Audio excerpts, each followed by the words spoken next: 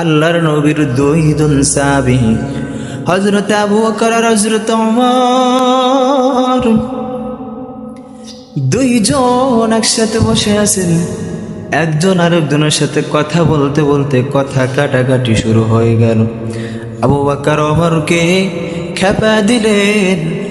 ওমর রাগান্বিত অবস্থায় বাড়ির দিকে রওনা করলেন।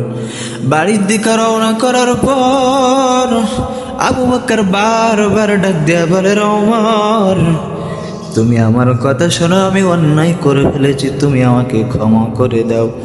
ওমর রাগান্বিত মানুষ।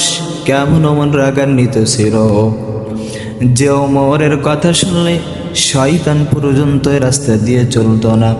ওমরের নাম শুনলে মক্কার ছোট ছোট বাচ্চারা খানা খাওয়া শুরু করে দিত।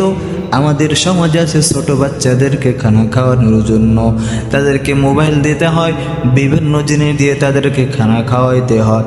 কিন্তু মক্কার জমিনে ছোট ছোট মারা ডাক দিয়ে বলতো, ওই ওমর আসতেছে।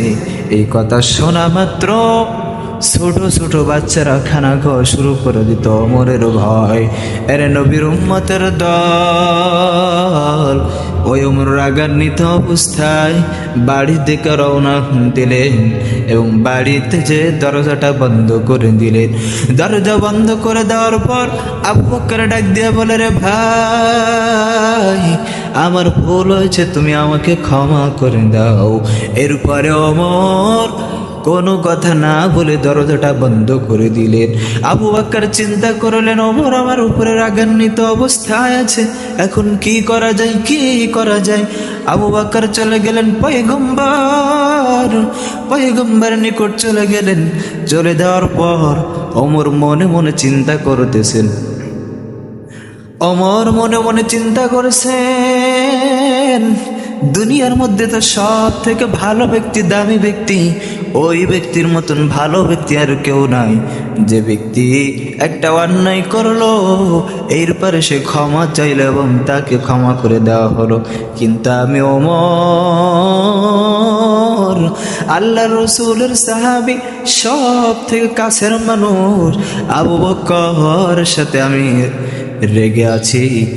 ওমর রাদিয়াল্লাহু তাআলা এই চিন্তায় তিনিও চলে গেলেন। চলে যাওয়ার পর পয়গম্বরের সাথে সাক্ষাৎ হলো। আবু বকর ডাক দেয়া বলো, পয়গম্বর আবু বকর আপনার দরবারে হাজির। কারণ ওমর সাথে আমার সাথে কথা কাটাকাটির জন্য ওমর আমার উপরে রেগে আছে। ও পয়গম্বর